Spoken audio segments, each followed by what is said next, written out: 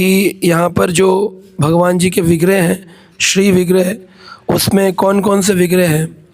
सबसे पहले हमने दर्शन किया लेफ़्ट साइड का।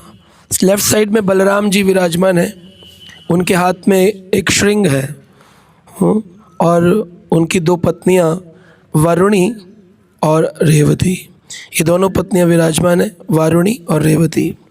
उसके बाद हमने दर्शन किया भगवान गोपीनाथ जी का। इकलौते विग्रह हैं जो पद्मासन में बैठे हैं, पद्मासन में बैठे हुए विग्रह हैं भगवान श्री कृष्ण गोपीनाथ, गोपियों के नाथ। तो भगवान के साइड में हमने देखा कि एक राधा रानी है और एक ललिता सखी हैं।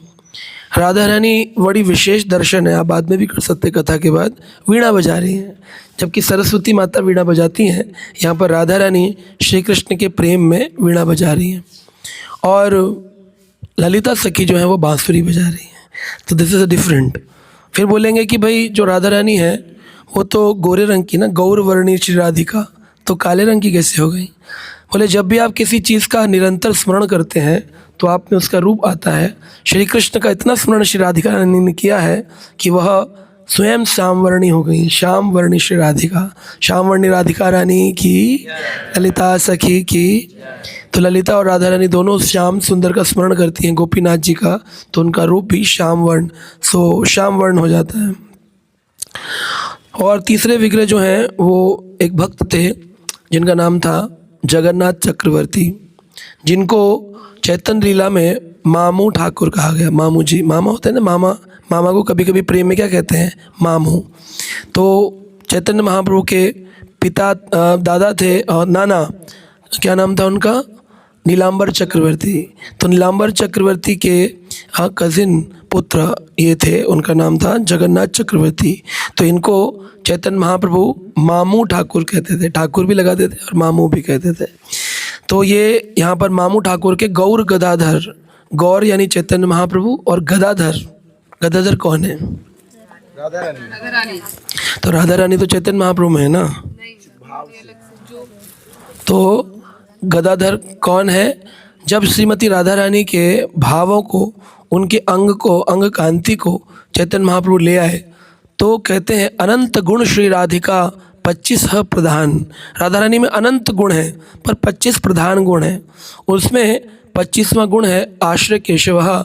श्री कृष्ण उनको, उनकी शरण में जाते हैं, अपने आश्रय में श्री कृष्ण को ले लेती हैं। ऐसी आश्रय केशव श्रीमती राधा रानी है। तो कहते हैं अनंत गुण श्री राधिका 25 प्रधान। तो 25 प्रधान गुण है राधा रानी में, अनेक अनेक गुण हैं वैसे तो अगर राधा रानी के उन अनेक गुणों में से एक गुण, उनके रूप वर्ण का गुण श्री कृष्ण ने लिया, अंग कांति, और दूसरा गुण उनका सेवा, उनका प्रेम का गुण ले लिया। लेकिन बहुत सारे गुण हैं ना, तो वो गुण रह गए राधा रानी में। तो राधा रानी में से लेकिन सबसे उत्तम गुण है श्री कृष्ण के प्रति जो उनका प्रेम है, वह प्रेम चैतन्य ने ले लिया, श्री कृष्ण ने ले लिया। तो बाकी जो राधा रानी के अनेक गुण हैं वो कहाँ जाएं, उनको भी तो आना है इस पृथ्वी पर, क्योंकि जब तक श्रीमती राधा रानी के 100% गुण नहीं आएंगे तो वह तत्व रस जो है ना सबको प्राप्त नहीं होगा। तो 2 गुण लेकर के चैतन्य आ गए तो बाकी 98 गुण कौन लाएंगे। तो वो गदाधर पंडित, कृष्ण प्रेम से अलग कर दिया जाए तो बाकी जो गुण हैं वो सारे गुण श्री गदाधर पंडित के अंदर है। तो गदाधर पंडित भी श्रीमती राधा रानी है, शक्ति अवतार है। तो कहते हैं कि पंच तत्व आत्मकम कृष्ण भक्त रूप स्वरूपकम भक्त अवतारम भक्ताख्यम नमामि भक्त शक्तिकम। तो ये जो 5 तत्व हैं इसमें चैतन्य महाप्रभु, राधा और कृष्ण, राधा कृष्ण दोनों मिलकर के हैं। कृष्ण स्वयं है, राधा रानी का भाव और उनका रूप गोल्डन कलर है ना। नित्यानंद प्रभु स्वयं बलराम जी हैं। और तीसरे अद्वैत आचार्य जो कि श्री विष्णु, महाविष्णु और साथ में सदाशिव, शिव के भी मूल रूप से अवतार है। और गदाधर पंडित स्वयं श्रीमती राधा रानी है। और चौथे श्रीवास पंडित जो कि नारद मुनि के अवतार हैं। तो इसमें 5 तत्व हैं। वैसे देखा जाए तो भगवान के 3 ही तत्व हैं। एक भगवान कृष्ण तत्व, एक प्रकृति जिसे शक्ति तत्व कहते हैं, और तीसरा जीव तत्व। तो 3 ही तत्व हैं। बाकी जितने भी तत्व हैं, गुरु तत्व, शिव तत्व, ये केवल समझाने के लिए बताए हैं। शास्त्र में केवल 3 ही तत्वों की चर्चा है। कृष्ण तत्व जिसे विष्णु तत्व कहते हैं, शक्ति तत्व, और तीसरा है जीव तत्व। जीव तटस्था शक्ति है, और भगवान की 2 शक्ति है, एक बहिरंगा शक्ति, एक अंतरंगा शक्ति। जीव के पास ऑप्शन है, वो बहिरंगा शक्ति की शरण में जाए या अंतरंगा शक्ति की शरण में जाए। कहते हैं महात्मनस्तु माम पार्थम देवीम प्रकृतिम आश्रितम। वो व्यक्ति महात्मा कहलाता है जो देवी प्रकृति, देवी यानी कि दुर्गा देवी नहीं, दिव्य प्रकृति की शरण में जाता है, यानी कि राधा रानी की शरण में जाता है। तो भगवान की शक्ति है राधा रानी मूल रूप से। फिर जितनी भी प्रकट शक्ति हैं, दुर्गा, माया, पार्वती, चांडी, जितनी आपको देवी दिखती हैं, सब राधा रानी के प्रकट स्वरूप शक्ति हैं, उन्हीं से विस्तारित शक्तियाँ हैं। राधा रानी मूल शक्ति, आदि शक्ति हैं, अंतरंगा शक्ति श्रीमती राधा रानी। तो एक तत्व कृष्ण, वो आ गए चैतन्य के अंदर। एक तत्व शक्ति, वो आ गए चैतन्य के अंदर। एक तत्व विष्णु तत्व, कृष्ण तत्व, वो आ गए नित्यानंद के अंदर। एक तत्व अद्वैताचार्य कृष्ण तत्व, वो आ गए अद्वैताचार्य में। एक तत्व शक्ति तत्व, वो आ गए गदाधर पंडित में। और एक तत्व जीव तत्व, वो आ गए श्रीवास पंडित नारद मुनि में। तो देखा जाए तो 5 तत्व नहीं है, 3 ही तत्व हैं शास्त्र से, लेकिन वो अलग अलग रूप में विस्तृत, मर्ज होकर, विलीन होकर, अलग होकर, ऐसे करके तो 5 तत्व दिखते हैं। अब लोग बोलते हैं गुरु जी जो हैं वो आते हैं अपने भक्तों को लेने के लिए। तो गुरु जी एक बार किसी शिष्य को धारण करते हैं, तो जब तक शिष्य सुधरेगा नहीं, गुरु जी बार बार आएंगे। मतलब शिष्य नालायक हो तो गुरु जी बार बार भौतिक संसार में आएंगे। तो ये बात ठीक है?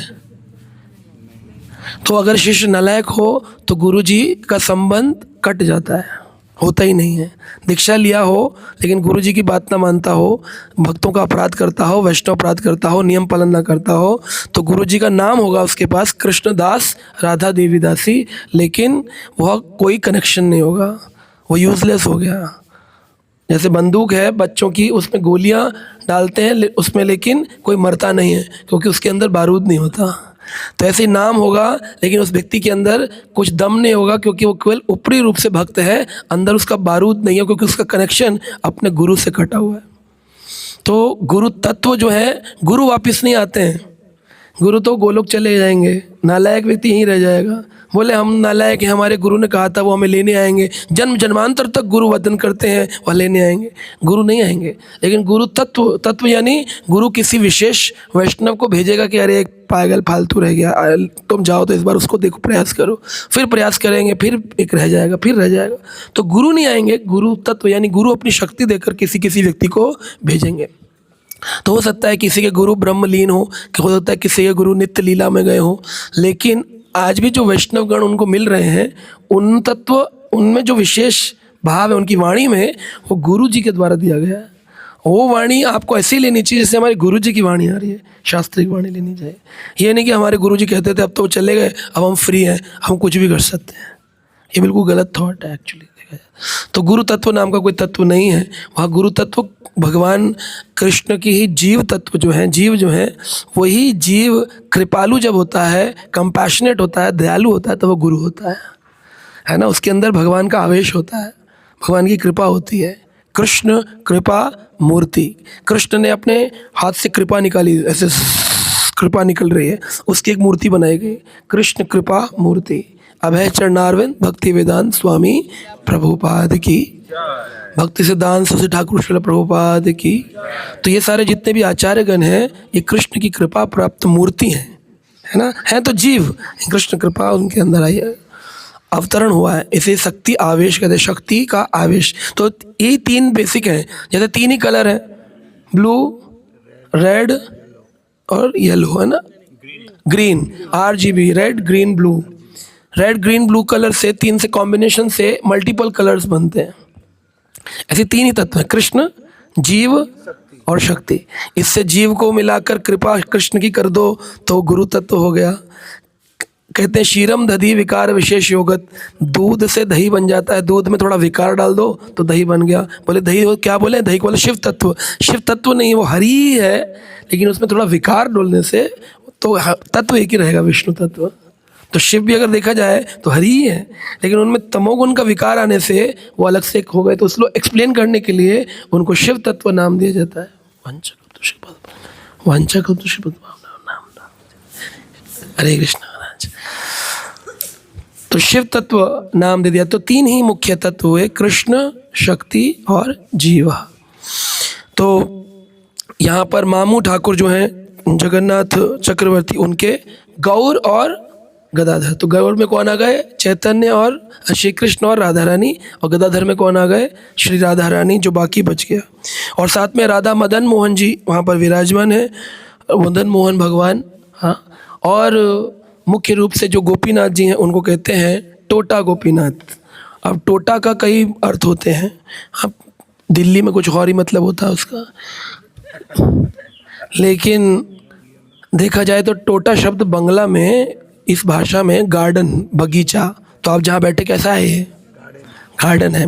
तो इस बगीचे में प्रकट हुए भगवान टोटा, वह नाम हुआ गोपीनाथ। तो यहाँ क्यों प्रकट हो गए? ये कौन सी स्थली है? वृंदावन है क्या ये वृंदावन तो नहीं है जो भगवान गोपीनाथ यहाँ आ गए। अरे ये तो मायापुर नाम नहीं है, गोपीनाथ आ गए। यहाँ तो जगन्नाथ का प्रताप है, जगत के नाथ जगन्नाथ आने चाहिए ना, यहाँ पर गोपीनाथ कैसे आ गए? तो भगवान श्री कृष्ण चैतन्य रूप में जब यहाँ विराजमान थे तो भगवान चैतन्य को हमेशा समुद्र को देखकर यमुना का विरह स्मरण होता था। यमुना याद आती थी। श्री कृष्ण है, वो भी राधा रानी से मिले हुए, मिलित तनु है, याद आती थी वृंदावन वृंदावन वृंदावन वृंदावन, यमुना यमुना यमुना कह के समुद्र के मध्य में चले जाते थे। फिर मछली पकड़ने वाले पकड़ के लाते थे, बोले गोरी मछली पकड़ी है, पता चलता कौन है, बोले चैतन्य महाप्रभु है। बार बार यमुना में जाकर कूद जाते थे। भक्त उनको जंजीर लगाकर गंभीरा में बांध के रखते थे कि पता नहीं रात को कब इनमें आवेश आएगा और ये जाकर समुद्र में कूद जाएंगे। तो इस स्थान पर जहाँ भी समुद्र होता है वहाँ रेत के टीले होते हैं, रेत के बड़े बड़े टीले होते हैं, सैंड ड्यून्स जैसे होते हैं वैसे ही रेत जो है यहाँ की, उसके बड़े बड़े टीले बन जाते हैं। तो महाप्रभु जब इस स्थान पर आते हैं, रेत के टीले देखते हैं तो उनको श्री गोवर्धन जी का स्मरण आता है और वो जोर जोर से कहते हैं गोवर्धन गोवर्धन गोवर्धन। तो ये जो स्थान है इसका नाम है चटक पर्वत। क्या नाम है? चटक पर्वत। तो चटक पर्वत कहते हैं ना, बड़ा चटक स्वाद है, चटका लेकर के चटक, हाँ, चटक पर्वत। तो यहाँ पर आप देखिए गोवर्धन पर्वत सा बनाया हुआ है, ये चटक पर्वत का रिजेम्बलेंस है, चटक पर्वत है। चटक पर्वत देखी गोवर्धन भ्रमे, चटक पर्वत देखी गोवर्धन भ्रमे,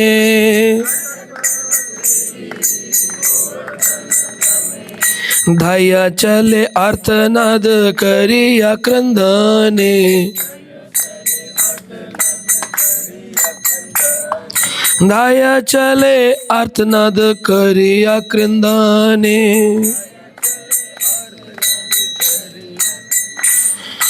चटक पर्वत देखी गोवर्धन भ्रमे, भ्रम हो गया कि गोवर्धन है। चटक पर्वत था वो समुद्र का, लेकिन भगवान चैतन्य को क्या लगा? गोवर्धन है।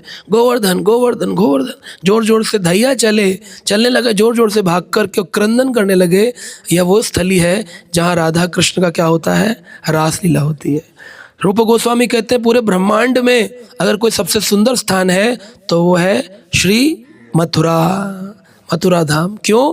बोले वहाँ पर श्री कृष्ण ने जन्म लिया। रात्रि काल में, रात को 12 बजे श्री कृष्ण प्रकट हुए। बोले मथुरा से भी ज़्यादा उत्तम अगर देखा जाए तो श्री वृंदावन। क्यों? बोले वहाँ पर उन्होंने बाल लीलाएं करी अपनी। वृंदावन से भी ज़्यादा उत्तम देखा जाए तो क्या है? श्री गोवर्धन। क्यों? क्योंकि वहाँ भगवान ने राधा रानी के साथ रासलीला करी। और गोवर्धन से भी उत्तम स्थान क्या है? श्याम कुंड और राधा कुंड, जो कि भगवान श्री राधा कृष्ण का एक दूसरे के प्रति प्रेम सरोवर जल रूप में परिवर्तित हुआ है ऐसा स्थान है। तो चटक पर्वत देखकर क्रंदन करने लगे जोर जोर से। बोलिए श्री गोवर्धन महाराज की, श्री वृंदावन धाम की, यमुना मैया की। भगवान चैतन्य बहुत क्रंदन कर रहे हैं जोर जोर से चटक पर्वत देखकर। याद आया कि गोवर्धन कौन है? वह हरिर दास वर्यम, भगवान श्री कृष्ण के 3 प्रमुख दास हैं। कौन? एक है कौन हो तीन दास? युधिष्ठिर, गोवर्धन जी और उद्धव जी। तो उद्धव जी, युधिष्ठिर जी और गोवर्धन, ये तीन प्रमुख दास हैं, 3 most important servants of Shri Krishna. तो इसमें 1 2 3 किसको गोल्ड मेडल मिला, किसको सिल्वर मेडल मिला और किसको ब्रोंज मेडल मिला? कहते हैं युधिष्ठिर महाराज को ब्रोंज मेडल मिला। क्यों भाई, उन्होंने क्या ऐसी गलती कर दी ब्रोंज मिला? भगवान युधिष्ठिर इसलिए उनको ब्रोंज मिला क्योंकि भगवान के परम सेवक हैं, परंतु श्री व्रजमंडल धाम में वह कभी प्रवेश नहीं किए, वह हमेशा हस्तिनापुर में रहे। जब कुंती महारानी जाया करती थी तब भी युधिष्ठिर बड़े होने के नाते राज्य में रहते थे। अर्जुन आदि जाते थे, अर्जुन का प्रेम कृष्ण से हो गया क्योंकि वह व्रज में जाते थे। कुंती माता ने भगवान श्री कृष्ण की दामोदर लीलाओं का दर्शन किया, लेकिन युधिष्ठिर नहीं गए कभी व्रज में।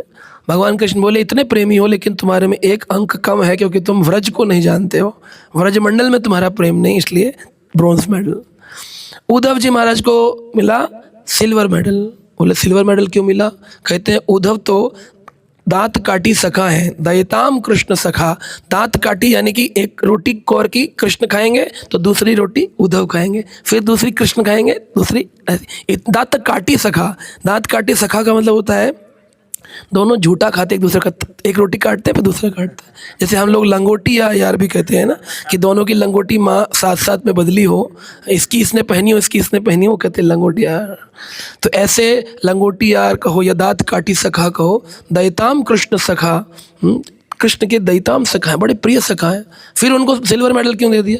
उद्धव में और कृष्ण में कोई भेद नहीं है, दोनों देखने में समान है। श्री कृष्ण का उपदेश लेकर वृंदावन गए, दोनों समान है, दोनों सेम टू सेम है, दोनों में कोई भेद नहीं दिखाई देता।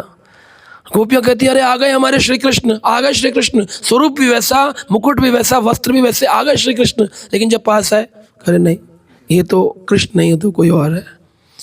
तो वो उद्धव जी थे, स्वरूप समान सब कुछ, फिर क्या दिक्कत है? बोले क्योंकि वो व्रज मंडल में श्री कृष्ण का उपदेश लेकर गए और 2 महीने व्रज में रहे और वापस आ गए।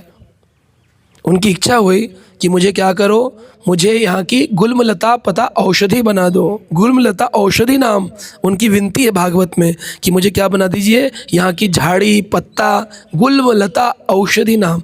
तो आज भी गोवर्धन में आप परिक्रमा करते हैं तो एक कुंड है, उसका नाम है उद्धव कुंड। उद्धव कुंड में जो गुल्म लताएँ हैं, कुसुम सरोवर पर जो गुल्म लताएँ हैं, जो औषधियाँ हैं, जो पेड़ पौधे हैं, वो सब कौन बन गए? उद्धव जी महाराज। ताकि भक्त लोग जब चले तो उनकी चरण रज उनके सिर पर, आप घास के ऊपर चलेंगे ना तो जो ये छोटी छोटी घास आपको दिख रही है, ये उद्धव जी का प्राकट्य है। उद्धव जी का प्राकट, सोचिए आप इस रूप में रहना चाहते हैं और एक रूप में बद्रीनाथ में जाकर तपस्या करते हैं, 2 रूप में विस्तार हुआ उद्धव जी का। लेकिन 2 महीने रहे इसलिए बोले कृष्ण तुम्हें सिल्वर मेडल मिलेगा। लेकिन गोवर्धन जी जो हैं उन्होंने इंद्र से रक्षा करने के लिए, बारिश से रक्षा करने के लिए, उस इंद्र की वृष्टि से रक्षा करने के लिए 7 दिन 7 रात तक गिरिराज गोवर्धन को उठाया, पूरा व्रजमंडल की रक्षा करी और बाद में श्री कृष्ण ने उसी स्थान पर पुनः गोवर्धन जी को रख दिया, सेम जगह पर रखा, जहाँ से उठाया वहीं पर रखा। ये भी भक्त का एक लक्षण है। श्री कृष्ण सिखाते हैं आपने मृदंगा जहाँ से उठाया है वहीं रखना चाहिए, आपने ये चेयर जहाँ से उठाई इस मंदिर की वहीं रखनी चाहिए, जहाँ पर आपने किसी से बोला ये सेवा हम लेंगे, कैमरा स्टैंड आपने लिया है, आपको वापस वहीं रखना चाहिए। ये नहीं लिया और कहीं रख के और निकल लिए। ऐसा होता है, भक्तों को सेवा दो, प्रभु जी आप ये रख लेंगे, वो लेके प्रसाद पा के कहीं का कहीं निकल जाता है। लेकिन आपको ख्याल रखना चाहिए, भगवान कृष्ण दिखा रहे हैं जिस स्थान से गोवर्धन जी को उठाया उसी स्थान पर गोवर्धन जी को रखा। कहाँ खड़े थे? मानसी गंगा के पास एक स्थान है हरिदेव जी का मंदिर, उस चट्टान पे खड़े होकर गिरिराज धारण किए भगवान। बोलो गिरिराज धारण की, गोवर्धन जी महाराज की। तो कहते हैं यद्राम कृष्णम चरण स्पर्श प्रमोदः, कृष्ण के चरण स्पर्श हो जाने से गोवर्धन जी के जो पेड़ हैं वो खड़े हो जाते हैं। इससे जैसे हमारे शरीर के रोंगटे हरि नाम से खड़े होने चाहिए, होते नहीं हैं, लेकिन कहते रोमांच कंप्राशु तरंग भाजो वंदे गुरु श्री चरणारविंद। गुरु के स्मरण से या फिर हरि हरि बोलिते पुलकत शरीरा, हरि बोलने से शरीर में पुलकित होता है। तो गोवर्धन जी कैसे हैं? या अद्राम, ये जो अद्री है, ये जो पर्वत है, यद्राम कृष्ण चरणम स्पर्शम प्रमोदः, उनमें प्रमोद उत्पन्न होता है, हर्षित होते हैं। इसलिए जितने झरने निकल रहे हैं गोवर्धन पे, वो झरने नहीं है, श्री कृष्ण विरह के आंसू टपक रहे हैं। वो जितने पेड़ हैं वो पेड़ नहीं है, श्री कृष्ण के स्पर्श से रोंगटे वो प्रफुल्लित होकर प्रमोद है, आनंद है उसके अंदर, है ना। तो ऐसे जो गोवर्धन जी महाराज हैं, उन्होंने वचन लिया है, जीवन काल जब तक जीऊँगा तब तक कहाँ रहूँगा, व्रज में। आज द्वापर युग को गए हुए 5500 अधिक वर्ष हो गए, 5500 साल, लेकिन एक ही चीज़ है, यमुना वो भी अभी लुप्त होने लग गई है, काली हो गई है पूरी, क्योंकि उसमें कालिया, दिल्ली से कई सारे कालिया उसमें विष डाल रहे हैं। अभी कुछ लोग निकाल कर विष निकालने की कोशिश कर रहे हैं, लेकिन विष निकाल सकते हो, लेकिन विषैला मन कैसे निकालोगे? मन नहीं निकलता ना, तो सरकार बदलेगी तो हो सकता है फिर से वैसे हो जाएगा, तो मन बदलना इम्पोर्टेंट है। जो भी हो, यमुना जी लगभग लुप्त हैं। व्रज रज जो है वो अब दिखती नहीं है, क्योंकि इतनी बिल्डिंग बन गई है ना। व्रज रज के ऊपर मॉल बना रहे हैं लोग, पेड़े खाने जाते हैं, वृंदावन लस्सी पीने जा रहे हैं, इतनी दुकानें खुल रही हैं, वृंदावन का वो असली स्वरूप जो है वो लुप्त हो रहा है। लेकिन गिरिराज गोवर्धन जी आज भी अपनी सेवा पूरे दायित्व से निभा रहे हैं। उन्होंने व्रज का कभी परित्याग नहीं किया। कब आए थे? सतयुग में आए थे, सतयुग में आए थे, लेकिन सतयुग, त्रेता, द्वापर, कलयुग आ गया, आज भी गिरिराज गोवर्धन जी व्रज में हैं। भगवान श्री कृष्ण कहते हैं जिसे व्रज से प्रेम हो गया वो गोल्ड मेडल पाएगा, हरि बोल। तो इसलिए गोवर्धन जी महाराज को क्या मिला है? गोल्ड मेडल मिला। हरिदास वर्यम, हरि के दासों में अग्रगण्य दास हैं श्री गोवर्धन जी महाराज। तो महाप्रभु यहाँ पर आए, गोवर्धन जी का स्मरण आया, राधा रानी भाव में दौड़ने लगे चतक पर्वतों देखकर, गोवर्धन गोवर्धन गोवर्धन गोवर्धन गोवर्धन, और यहाँ पर मूर्छित होकर के गिर गए। उनके पूरे शरीर के अंदर श्वेत शंख के रंग जैसा हो गया, कंपन होने लगा, समुद्री लहर उठ रही हो ऐसे शरीर से आंसू टपकने लग गए। रक्त उनके रोंगटों से, जितने रोमकूप हैं, इन रोमकूपों से उनकी क्या निकल रहा था? रक्त निकल रहा था। हर रोमकूप से ऐसा लगता था जैसे फुंसी फूट जाती है तो पिंपल से क्या निकलता है? ब्लड निकलता है। ऐसे भगवान चैतन्य के रोमकूपों से पिंपल्स जैसे हो, उससे रक्त निकल रहा था। इतना प्रेम उत्पन्न हो रहा था, गोवर्धन गोवर्धन गोवर्धन गोवर्धन। अब जा नहीं सकते हैं क्योंकि वादा किया है कि जगन्नाथपुरी में रहेंगे, वृंदावन जा नहीं सकते हैं। अपनी माँ को वचन दिया है कि मैं आपके पास वाले स्थान पर रहूँगा ताकि नवद्वीप वासी यहाँ प्राय आ सकें, है ना।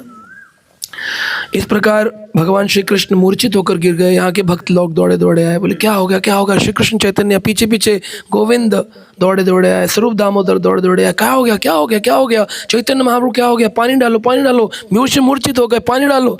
और पूरे शरीर से रोंगटे खड़े हो रहे हैं, रुदन हो रहा है, और वो मूर्छित हुए पड़े। सबने बड़ी जोर से बोला, हरे कृष्णा हरे कृष्णा कृष्णा कृष्णा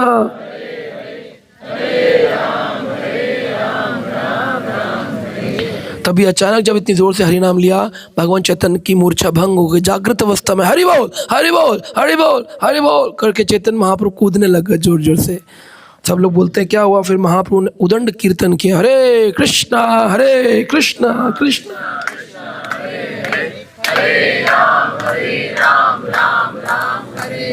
तो भगवान श्री कृष्ण चैतन्य बोले, अरे मूर्छा भंग हो गई, मुझे गोवर्धन से यहाँ कौन ले आया? बोले महाप्रभु गोवर्धन नहीं है, ये जगन्नाथपुरी है। अरे मैं गोवर्धन में था, चतक पर्वत देखकर गोवर्धन भ्रम हो गया, उनका गोवर्धन में हूँ। कहने गोवर्धन नहीं, ये जगन्नाथपुरी का महोदधि है, उसके पास हम लोग हैं, आपका स्थान है गंभीरा। अरे मैं तो गोवर्धन के ऊपर चढ़ गया था, ये जो पर्वत है इस पर चढ़ गए थे महाप्रभु, चढ़ गए थे, मैं तो चढ़ गया था गोवर्धन पर। वहाँ पर बंसी बजाते हुए मुझे श्री कृष्ण दिखाई दे रहे थे। उनकी बांसुरी इतनी तेज धुनी थी, उनकी वेणु सुनकर अनंत अनंत मेरी सखियाँ, अब श्री कृष्ण राधा रानी के भाव में बोल, अनंत अनंत मेरी सखियाँ, श्री कृष्ण की सखियाँ आ गई हैं, और बस अब लीला, रास लीला प्रारंभ ही होने वाली थी, तुम लोगों ने मेरी मूर्छा भंग कर दी, मूर्छित हो। ऐसा भाव, रासलीला का दर्शन होने वाला था महाप्रभु। तब महाप्रभु फिर कहते हैं कि महाप्रभु एक दिन समझा बुझा के भक्त लोग ले गए, लेकिन फिर अगले कुछ दिनों बाद फिर से उनके मन में वो आवेश उत्पन्न हुआ, फिर दौड़ पड़े, गोवर्धन गोवर्धन गोवर्धन गोवर्धन करते इस ओर आए, और आकर कहते हैं कि इस स्थान पर चैतन्य महाप्रभु गदाधर पंडित प्रभुर आगे बसी,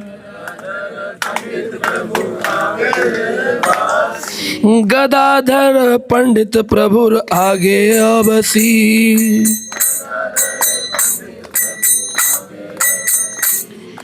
पढ़े भागवत सुधा डाले राशि राशि, पढ़े भागवत सुधा डाले राशि राशि।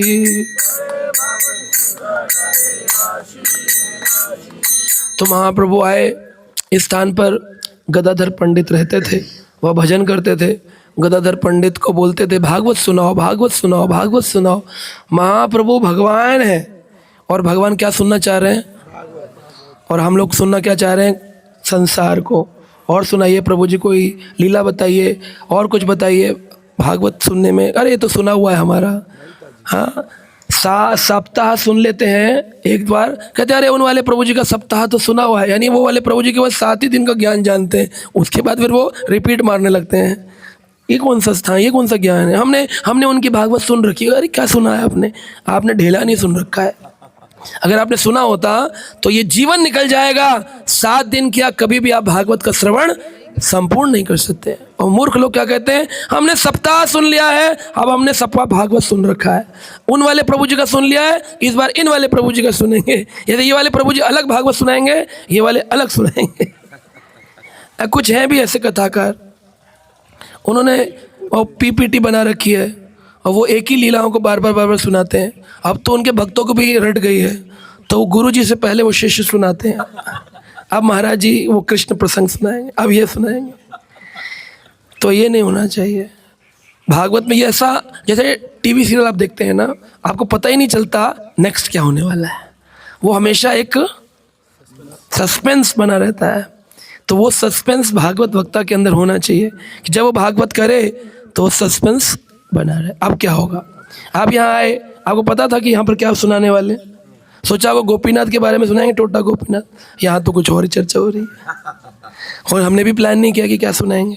श्री कृष्ण ही भक्तों से बुलवाते हैं, तो इस प्रकार से समर्पित होना चाहिए। भागवत सुनो, सुधा यानी अमृत है भागवत, राशि राशि प्रतिदिन सुनते हैं भागवत को महाप्रभु आकर के।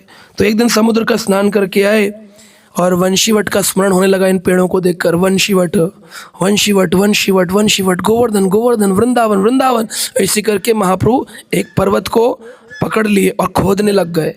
यहाँ पर मेरे प्रिय प्राणेश्वर हैं, यहाँ पर मेरे प्रिय प्राणेश्वर हैं, गोपियों के नाथ गोपीनाथ। महाप्रभु बोले यहाँ पर इस रेत के नीचे, यहाँ इस, और ऐसे करके ढूंढने लगे, मेरे प्राणनाथ मेरे प्राणनाथ मेरे प्राणनाथ करके रेत को हटाने लग गए। तो भगवान के ऊपर आपने देखा होगा एक ऐसे करके शिखा सा बना रहता है, उस पर मुकुट बाल लगाते हैं विग्रह में। तो भगवान के ऊपर जो मुकुट स्थान था वो खुदाई करने पर दिखने लगा। तो भगवान ने सबको बुलाया, आओ आओ देखो देखो मुझे निधि प्राप्त हो गई है, देखो देखो आओ आओ मुझे निधि प्राप्त हुई है, भगवान श्री कृष्ण का प्रेम प्राप्त हो गया है, देखो देखो खजाना मिल गया है। ऐसे सबको बुलाया, सबने वो खजाना हटाया।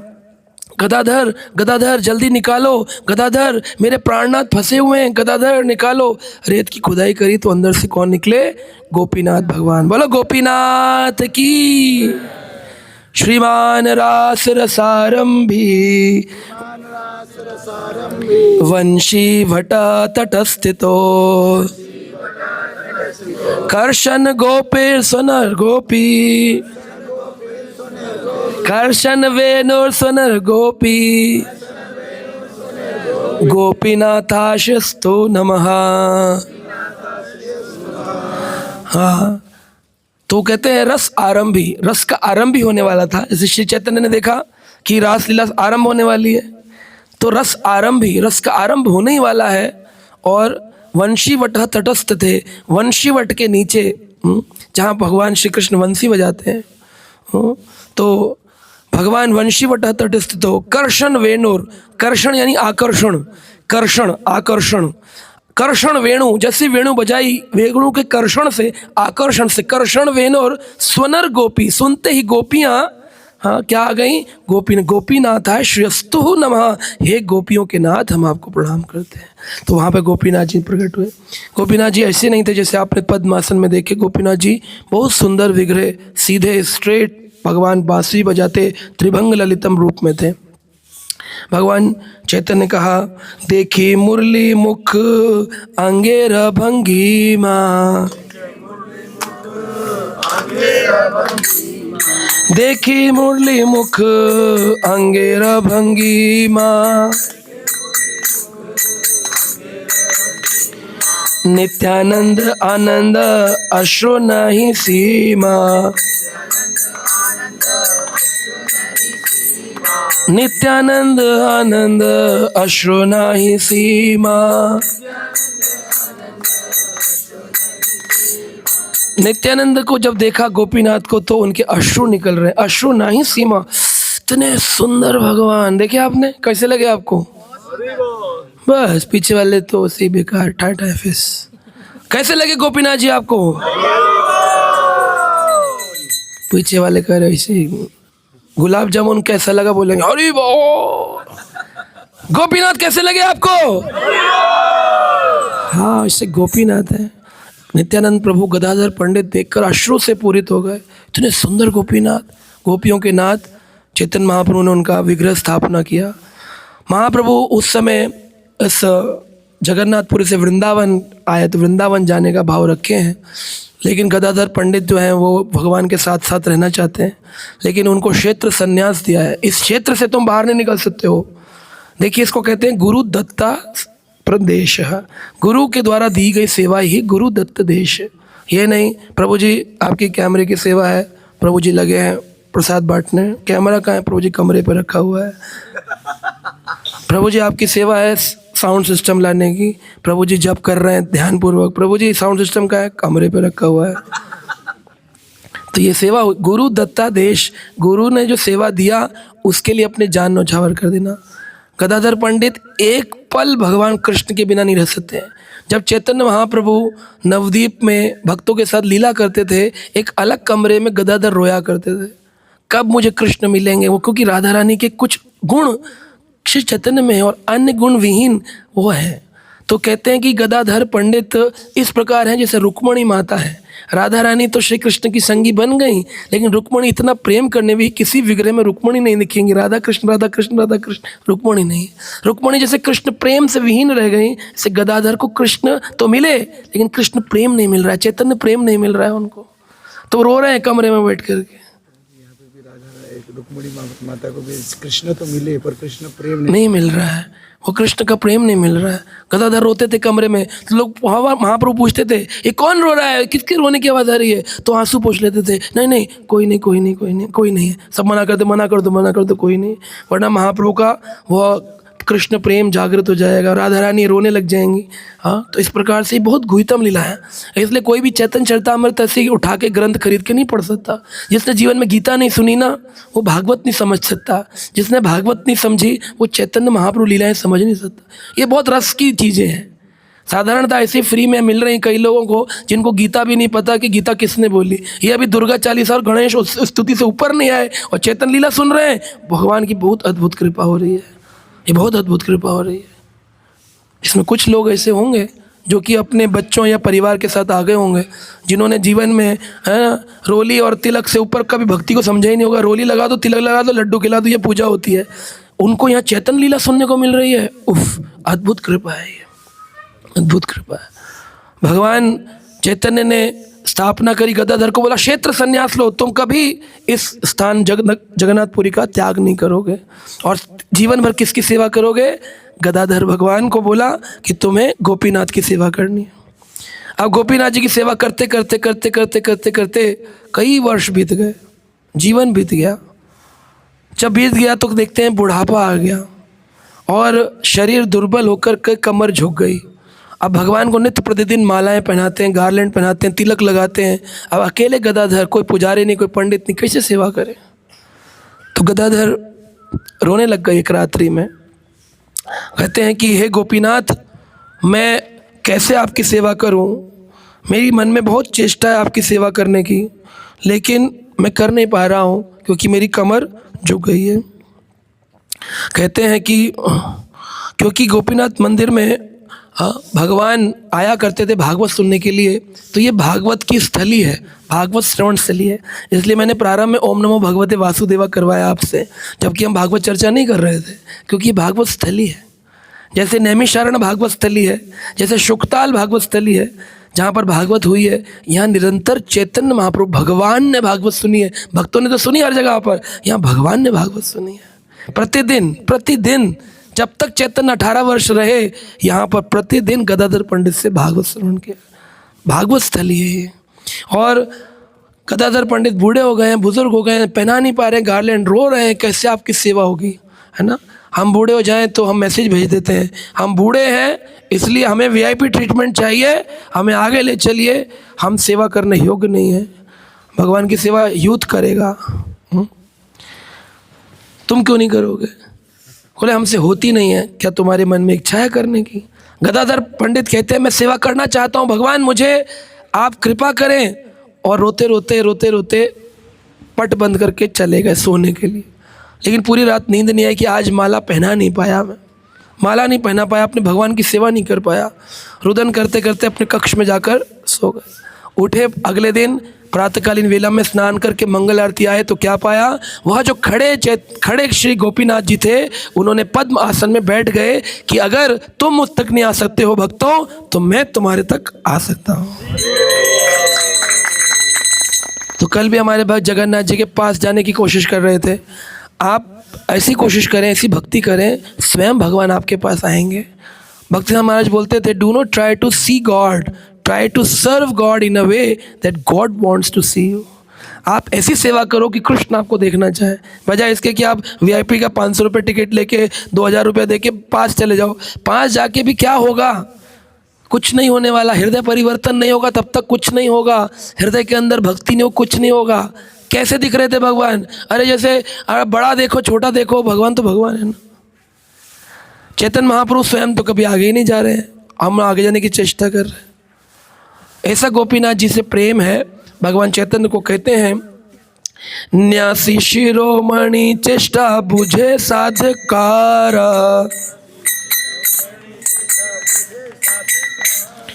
न्यासी शिरोमणि चेष्टा बुझे साध्यकार,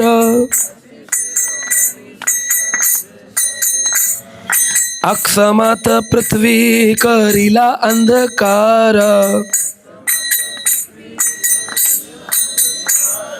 प्रवेशिला एहि गोपीनाथ मंदिरे, आईला दर्श पुनः न आईला बाहिरे। तो यहाँ पर दो मत हैं, दो मत यानी वोट होता है ना। एक नेताजी थे, बोले आप मुझे मत दो मत दो मत दो, हार गए। वो बोले मैंने आप लोगों के लिए इतना काम किया, आप लोग मुझे वोट नहीं दे। बोले आप ही तो कह रहे थे मुझे मत दो मत दो मत दो। वो कह रहे थे मत दो यानी वोट दो वोट दो, अक्षर का गलत अर्थ निकाल लिया। तो यहाँ पर बोलते हैं कि कुछ भक्त बोलते हैं भगवान चैतन्य महाप्रभु चले गए दर्शन करने के लिए जगन्नाथ मंदिर में, और गरुण स्तंभ से दौड़ने लगे, और दौड़ते दौड़ते वह गर्भगृह की ओर भागे। पंडित पांडा लोग रोकने लग गए, आगे मत जाइए आगे मत जाइए। महाप्रभु भागे और अंदर जाकर गेट बंद कर दिया जगन्नाथ मंदिर का। और पंडा लोगों ने जब गेट को धक्का दिया तो महाप्रभु को अंग वस्त्र मिला, लेकिन महाप्रभु नहीं मिले। वह जगन्नाथ जी के अंदर प्रवेश कर, इसलिए जगन्नाथ के अंदर जो ब्रह्म पदार्थ है वही श्री चैतन्य है, वही भगवान है, ऐसा बोलते हैं। लेकिन गौड़ीय वैष्णव में एक ग्रंथ है, उसका नाम है भक्ति रत्नाकर ग्रंथ। भक्ति रत्नाकर ग्रंथ कहता है, न्यासी शिरोमणि, सन्यासियों के शिरोमणि, द टॉप मोस्ट सन्यासी, न्यासी शिरोमणि चेष्टा बुझे साध्यकार। चेष्टा का मतलब होता है बोलने की डिजायर, चेष्टा, है ना।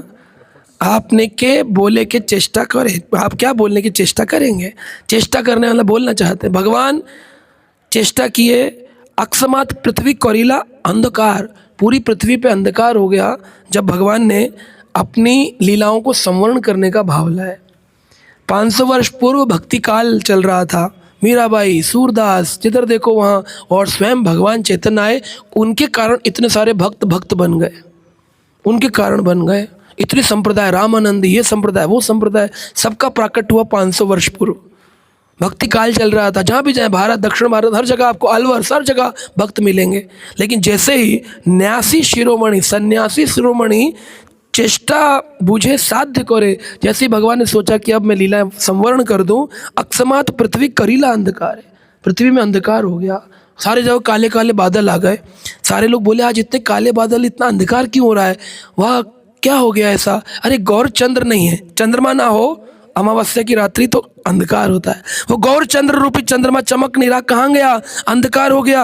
प्रवेशिला यही गोपीनाथ मंदिर है, इस गोपीनाथ मंदिर में घुस गए। रत्नाकर ग्रंथ कह रहा है प्रवेशिला यही, जिधर आप बैठे यही, यानी ये प्रवेशिला यही गोपीनाथ मंदिर है, इस मंदिर में प्रवेश किए और पट अंदर से बंद कर दिए। गदाधर पंडित आदि भक्त जो हैं वो सब खटखटा रहे, कहाँ गए, कहाँ गए, कहाँ गए भगवान, कहाँ गए, क्या हुआ? बोले आवेश में गंभीरा से भागे और भागते भागते इस मंदिर में प्रवेश कर गए। प्रवेशिला यही गोपीनाथ मंदिरे, हईला आदर्श पुनः न आइले बहारे, आदर्श हो गए और पुनः वापस इसने बाहर नहीं निकले। अब क्या किया जाए, मैं क्या करूं? गोपीनाथ मंदिर में गुम हो गए। गोपीनाथ जी कहाँ गए, कहाँ गए? भगवान, सभी भक्त बोलते की कोरीबे को था, की जाने, की कोरीबे, क्या करें, क्या करें, की जाने, कहाँ चले गए, कहाँ चले गए, समझ नहीं आ रहा। तो गोपीनाथ भगवान से प्रार्थना करें, हमारे चैतन्य दे दो, हमारे चैतन्य दे दो। तभी उनको क्या हुआ, उनका ध्यान गया और उन्होंने देखा गोपीनाथ भगवान के राइट नी के ऊपर एक ऑरेंज कलर का मार्क है, क्योंकि सन्यासी रूप में, सन्यासी शिरोमणि, वो सन्यासी शिरोमणि, इसलिए ऑरेंज मार्क है। उसी ऑरेंज रास्ते से गोपीनाथ जी में चैतन्य महाप्रभु प्रवेश कर गए, यानी राधा रानी अपने श्री कृष्ण में, राधा कृष्ण एक आत्मा दुई देहधारी, तो वो दो देहधारी हैं, है ना। तो राधा पूर्ण शक्ति, कृष्ण पूर्ण शक्तिमान, दुई वस्तु भेदना ही शास्त्रे प्रणाम। तो राधा रानी वापस अपने श्री कृष्ण में प्रवेश कर जाती है। तो आपने गोपीनाथ का दर्शन किया है, यानी कृष्ण का तो किया ही है, साथ में राधा रानी स्वरूपा श्री चैतन्य महाप्रभु भी गोपीनाथ मंदिर में विराजमान है। बोलो गोपीनाथ भगवान की, चैतन्य महाप्रभु की। गोपीनाथ मंदिर में अद्भुत अद्भुत लीलाएं हुई हैं, भागवत श्रवण लीला हुई है। यहाँ पे प्राय भगवान कथाएं सुनते हैं, ध्रुव महाराज और प्रहलाद चरित्र। और कितनी बार सुनते हैं? चैतन्य भागवत की अंत लीला में लिखा है 100 से अधिक बार उन्होंने, चैतन्य महाप्रभु ने स्वयं गदाधर पंडित से क्या सुना? ध्रुव चरित्र और प्रहलाद चरित्र। तो ध्रुव चरित्र और प्रहलाद चरित्र क्या उत्तम चरित्र है जिसको बार बार सुन रहे हैं? बोले नहीं, प्राय लोग इसी संसार में ध्रुव और प्रहलाद जैसे हैं, ध्रुव जैसे और प्रहलाद जैसे हैं, जिनको भक्ति करने का उनको भक्ति करने के लिए स्पेस नहीं मिलता है। ध्रुव की भक्ति उनके पिता के रिजेक्शन से चालू हुई, पिताजी ने रिजेक्ट किया तो भक्ति प्रारंभ हो गई, नारद जी मिल गए। प्रहलाद को उनके पिता ने रिजेक्ट किया तो नारद जी मिल गए, भक्ति चालू हो गई। जब दुनिया में लोग आपको रिजेक्ट कर दें, समझो आपकी भक्ति शुरू होने का काल आ गया है। आपको रिजेक्ट किया जा रहा है, आप वापस कनेक्ट होना चाह रहे हैं। It's Krishna's planning that you should be rejected so that you connect to Krishna. आप कृष्ण कनेक्शन छोड़ करके और रिजेक्शन के लिए रो रहे हैं, यही हमारा भ्रम है, इल्यूजन है। We should connect to Krishna, है ना। तो रिजेक्शन मिला ध्रुव को तो कनेक्ट हुए कृष्ण से, प्रहलाद को रिजेक्शन मिला तो कनेक्ट हुए कृष्ण से। ऐसे हुए चैतन्य महाप्रभु कहते हैं, इसलिए मुझे बार बार ये ध्रुव चरित्र प्रहलाद चर्चा है। कलयुग में, कलयुग अवतारी चैतन्य महाप्रभु, कलयुग के लोगों का सुधारने के लिए मैं आया हूँ। तो उनको समझना चाहिए ध्रुव और प्रहलाद ने रिजेक्शन को एक सिलेक्शन में कन्वर्ट कर दिया। Rejected by material world, selected by Krishna. आपको क्या चाहिए? Selected by material world, rejected by Krishna, और rejected by material world and selected by Krishna. क्या चाहिए आपको? रिजेक्टेड सिलेक्टेड मतलब rejected by material world and selected by, हाँ। फिर भी कल भक्त लोग मिलने आए, प्रभु जी हमें हमारे परिवार में, है ना, ऐसा हमारे लोग हमें ऐसे बोल रहे हैं, ये बोल रहे हैं। अगर आपके परिवार के लोग आपके लिए बोल रहे हैं तो ये खुशी की बात है, क्योंकि ध्रुव प्रहलाद को बोला गया तो उनको कृष्ण मिल गए, यानी कृष्ण ने आपके लिए सुगम मार्ग बना लिया है। जो आपको कांटे लग रहे हैं, एक्चुअली भगवान कृष्ण की ओर जाने का रास्ता है। कांटे के ऊपर ही गुलाब का फूल होता है। आप दृष्टि है, आप कांटे देख रहे हैं कि गुलाब देख रहे हैं। इसलिए भगवान ध्रुव चरित्र प्रहलाद चरित्र को बार बार सुनते। कलयुग के लोगों के कलयुग अवतारी है भगवान, सुनो देखो कैसे भजन करना चाहिए। और यहाँ पर एक और अंतिम लीला हम सुनाएंगे जिसको प्रसाद लीला कहते हैं। एक बार गदाधर पंडित ने नित्यानंद प्रभु से रिक्वेस्ट किया कि जब भी आप नवद्वीप से आए, क्योंकि गदाधर पंडित श्री क्षेत्र में रहते हैं, चैतन्य महाप्रभु रहते हैं, नित्यानंद प्रभु रहते हैं नवद्वीप में प्रीचिंग करते हैं। तो नित्यानंद प्रभु कभी कभी मिलने आते हैं बलराम जी, तो कहते हैं कि जब भी आप आए ना तो कुछ अन्न प्रसाद लाइए वहाँ से नवद्वीप से, यहाँ जगन्नाथ जी को भोग लगाएंगे, गोपीनाथ जी को भोग लगाएंगे। तो कहते हैं तांडुल, जैसे सुदामा लेके आए थे श्री कृष्ण के लिए, तो तांडुल मंगवाए। तो गदाधर के संकल्प अनुसार नित्यानंद को बड़ा सुख मिला और नित्यानंद ने कहा ठीक है मैं लेके आऊँगा। और उनकी भिक्षा मांगने पर शुक्ल वर्ण तांडुल है, शुक्ल वर्ण यानी वाइट कलर के तांडुल सुदामा लेके गए थे। 4 कलर के थे, उसमें लाल भी था, काला भी था, ब्राउन भी था, वाइट भी था। तो लेकिन यहाँ पर केवल शुक्ल वर्ण तांडुल, बहुत सारे, 1 मन चावल, कितने किलो हो गए? 40 किलो। तो 40 किलो चावल लेकर के नित्यानंद प्रभु कंधे पर उठाकर, बलराम जी हैं तो सारी सृष्टि को उठा सकते, शेषना 1 मन चावल क्या है, उठाकर ले आए यहाँ पर और लाकर के प्रदान किए। उससे फिर गदाधर पंडित ने भोजन बनाया, शाक मिलाया उसमें, इमली मिलाई और बहुत प्रकार का व्यंजन बनाया, स्पेशल व्यंजन बनाने के बाद नित्यानंद प्रभु को बोला आप आ जाइए। और स्पीकर थोड़ा आगे कर दो, बीच में आप लेट रहे हो, इधर उधर हो रहे हो ना तो वो कनेक्शन टूट रहा है, स्पीकर थोड़ा इधर कर दो। तो नित्यानंद प्रभु जब आए तो उसमें बहुत सुंदर भोजन बनाया था।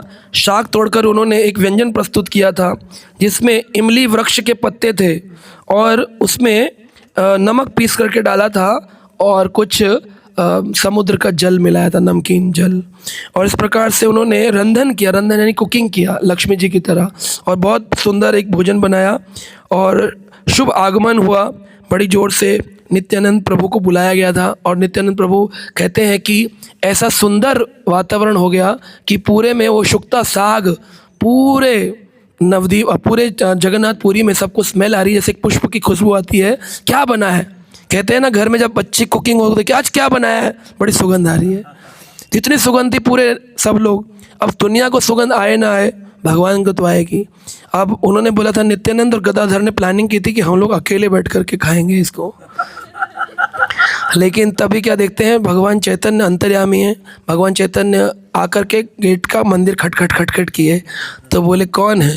अब वो बोल रहे कि हटा लो इसको, क्योंकि ये सुगंध जो है देखेंगे तो चैतन्य महाप्रभु को वापस नवद्वीप का स्मरण हो जाएगा और ये नवद्वीप जाने की इच्छा रखेंगे, इसलिए इसको हटा लो। नित्यानंद प्रभु कह हटा लो, नवद्वीप से चावल आए सब हटा लो। लेकिन वो भगवान चैतन्य अंदर आए, बोले आज क्या बनाया है आप लोगों ने, इतनी खुशबू आ रही है। करे कुछ नहीं नॉर्मल रोज़ का भोजन, आइए पाइए।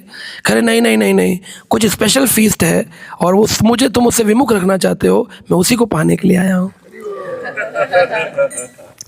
और फिर इस प्रकार इस टोटा में, इस बगीचे में नित्यानंद गोपीनाथ के सामने नित्यानंद प्रभु, गदाधर पंडित और चैतन्य महाप्रभु की एक मीटिंग हुई और तीनों ने मिलकर के पहले खूब कीर्तन किया, हरे कृष्णा कृष्णा कृष्णा हरे राम राम हरे।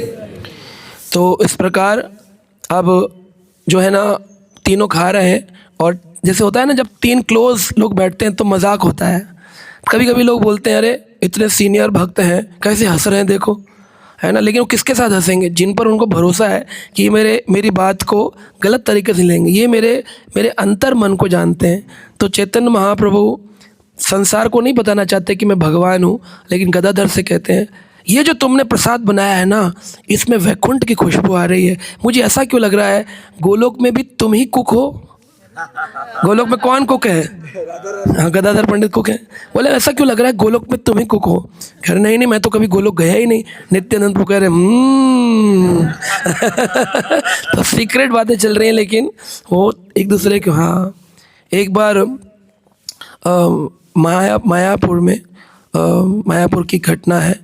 ये अपने जनानिवास प्रभु और पंचंगराही प्रभु। तो जनानिवास प्रभु जो हैं वो पुजारी हैं, दोनों श्रील प्रभुपाद जी के शिष्य हैं और दोनों भाई, उसमें से एक अभिनीत लीला प्रवेश हुए। तो जनानिवास प्रभु को एक बार हिज ऑनर राधानाथ स्वामी महाराज मिलने के लिए आए। दोनों की चर्चा हो रही थी प्रेमी भक्तों की। तो जैसे भक्त लोग अपने को विनम्र दिखा के नीचा दिखाते, तो वो बोले कि अरे जनानिवास प्रभु, मैं भक्त तो हूँ, मायापुर में तो रहता हूँ, नवद्वीप में तो रहता हूँ, पर मेरा हृदय पत्थर जैसा है। और श्री कृष्ण तो मक्खन चोर है, वो कभी इस पत्थर हृदय को नहीं चुराएंगे। इसलिए महाराज जी कृपा करिए, मेरा हृदय मक्खन बन जाए, भक्तों के प्रति प्रेम आ जाए, मेरा ये मुंह जो टेढ़ा रहता है थोड़ा प्रेम से भर जाए। कई लोग होते हैं ना, ऐसे ही रहते हो टेढ़े, धाम में भी आएंगे टेढ़े, क्रोध भरा रहता है मुख के अंदर, पता नहीं क्या ही खाते हैं, वो प्रसन्नता ही नहीं आती, लटके रहेंगे, झूले रहेंगे, खाएंगे भी सबसे पहले, बैठेंगे भी सबसे पहले, और भक्त लोग नाच रहे हैं, कीर्तन कर रहे हैं, अंत में खा रहे हैं, फिर भी खुश हैं। और ये खाएंगे भी पहले, सोएंगे भी पहले, उठेंगे भी बाद में, फिर भी मुँह टेढ़ा रहता है। ऐसा क्या ही खा रखा है इन्होंने खाया है, क्या खाया है? भौतिक संसार को खाया है, और इन्होंने कृष्ण प्रेम को नहीं खाया है। इस कारण से लोग ऐसे रहते हैं संसारी।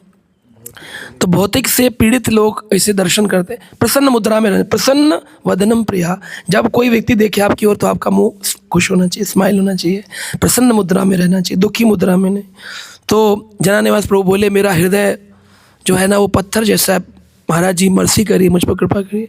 महाराज बोले, नो डाउट, मैं भक्त की बात को कैसे काटूं कि तुम्हारा हृदय पत्थर। बोले, नो डाउट तुम्हारा हृदय पत्थर है, लेकिन जनानिवास प्रभु, आई वांट टू से कि आपका जो हृदय है वो गोवर्धन पर्वत का पत्थर है।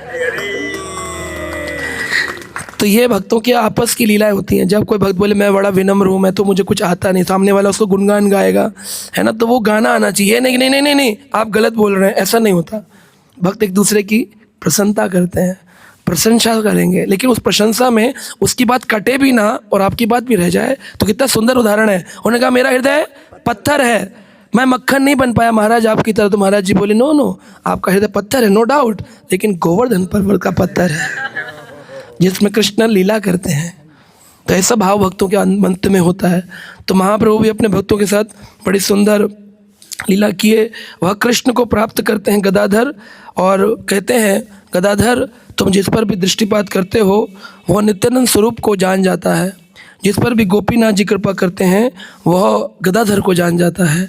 तो इस प्रकार से ये तीनों एक दूसरे का गुणगान करते हैं। गदाधर कहते हैं, चैतन्य महाप्रभु कहते हैं, गदाधर तुम्हारे को जो प्रणाम करता है वो नित्यानंद को जान जाता है।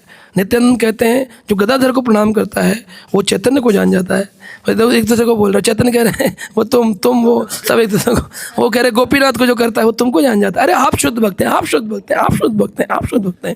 ऐसी लीला यहाँ पर गदाधर पंडित, नित्यानंद प्रभु और चैतन्य महाप्रभु की हुई। और ये भगवान की भागवत स्थली है, वृंदावन गोवर्धन स्थली है, रास स्थली है। ये भगवान की पद्म आसन में बैठी हुई स्थली, एक ही विग्रह है जो आलती पालती मारकर बैठे हैं।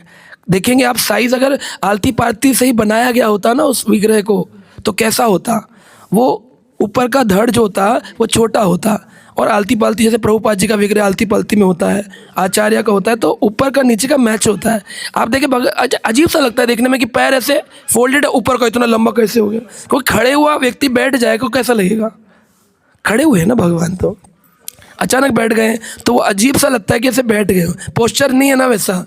खड़े होने वाला त्रिभंग ललितम अष्टकम टेढ़ा हो जाए तो कैसा हो जाएगा। तो ये साक्षात पता चलता है कि विग्रह अपने भक्त के लिए भगवान झुक गए, अपने भक्त के लिए। आपकी भक्ति होनी चाहिए। अभी तो भगवान को नहीं समझ रहे, भगवान को समझो, इतनी भक्ति करो, इतनी करो कि भगवान आपके लिए झुकेंगे। कितने भक्त हैं जो भगवान जगन्नाथ का दर्शन करने नहीं गए, रूप गोस्वामी, सनातन गोस्वामी, हरदास ठाकुर, कभी दर्शन ही नहीं मिला उनको। और वो ऐसा नहीं रूप गोस्वामी कोई नीची जाति के थे, वो उत्तम कुल के सारस्वत ब्राह्मण थे, लेकिन क्योंकि राजा हुसैन शाह की नौकरी की थी, उसका खाना नहीं खाया था, केवल नौकरी की थी, तो अपने को पतित मानते थे। आज हम लोग क्रिश्चियन कंपनियों की नौकरी कर रहे हैं, मुसलमान मालिकों की नौकरी कर रहे हैं, क्या हम पतित मानते हैं? पतित नहीं मानते हम तो। एकदम 500 रुपया देकर वीआईपी दर्शन करा दो, आगे ले जाओ, हमारा तो ये प्रोटोकॉल, वीआईपी प्रोटोकॉल करवा दो। बुद्धि निकृष्ट है, कभी भगवान नहीं मिलेंगे ऐसे लोगों को।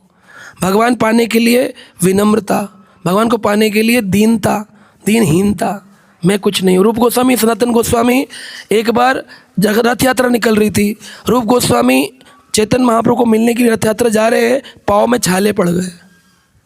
बोले तुम्हारे पाँव में छाले क्यों पड़ रहे हैं? तो कह रहे हैं क्योंकि मैं समुद्र से आया हूँ, ऐसे समुद्र की रेत में बहुत गर्मी है तो मैं आया हूँ तो छाले हो गए। कहा समुद्र से क्यों आए हो, बीच में सीधी ग्रैंड रोड पर चल के आ जाते।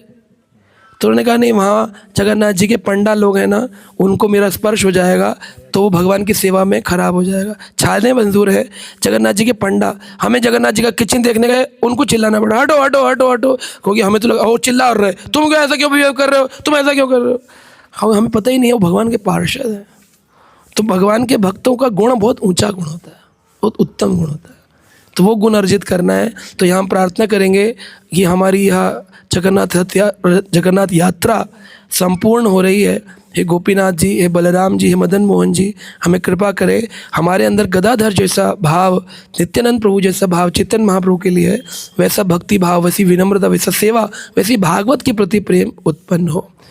श्री गोपीनाथ भगवान की। अपने जीवन में भक्ति और शांति का संचार करना चाहते हैं तो देर किस बात की, जुड़िए हमारे YouTube चैनल कृष्णा टीवी से, जहां आपको मिलेंगे भक्तिमय वीडियोस, प्रेरणादायक भागवत कथाएं और अनमोल आध्यात्मिक ज्ञान। तो अभी सब्सक्राइब करें और हमें फॉलो करें एवं अपने प्रियजनों के साथ ये दिव्य यात्रा साझा करें और आध्यात्मिकता की ओर कदम बढ़ाएं। हरे कृष्णा।